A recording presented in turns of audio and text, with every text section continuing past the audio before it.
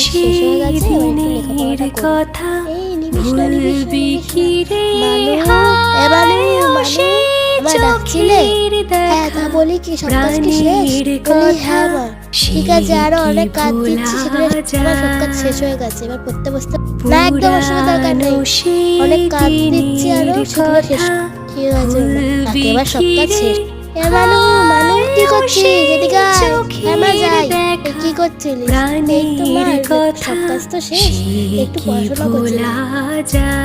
একদম এসব করবি না, গেলে পাত্র দেখতে আসবে, তাড়াতাড়ি তৈরি। তুই কি বলছিস? আমি তো এক্ষুনি সবে পরীক্ষা আসছে। চাপ যা,